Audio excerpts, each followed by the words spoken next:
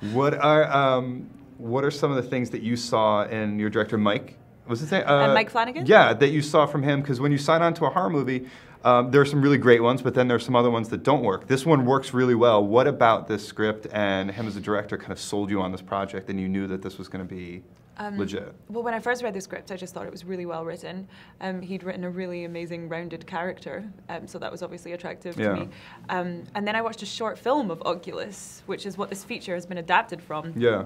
And it's really good. It's so creepy. It's just a man in a room. So my character was originally an older man. And older, he's not old. Yeah, it was just like a really interesting, original, scary short film. And I was like, I just had a feeling it was going to be really cool.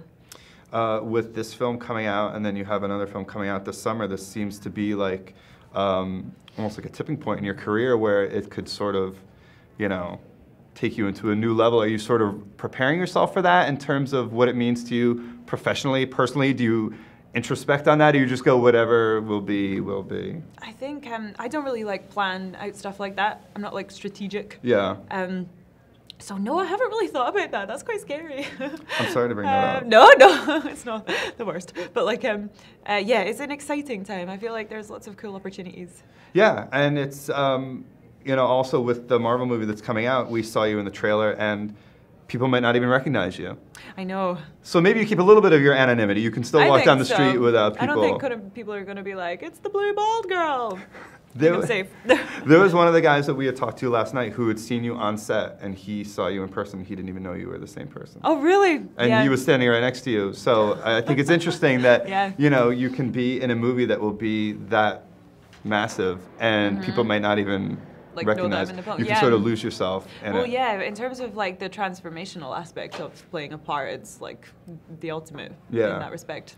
Did you catch up on any of the buzz after the trailer? I mean, that trailer came out and it just sort of blew up on Twitter and on the internet. It was huge. I mean, yeah, that was really exciting. I actually turned on the TV and Jimmy Kimmel was on, and that's where the trailer premiered in with America. Chris. Yeah, I was like, what? So that was really exciting. And then I went on Twitter and people seemed to be really excited, so that was cool. Yeah, that's really cool.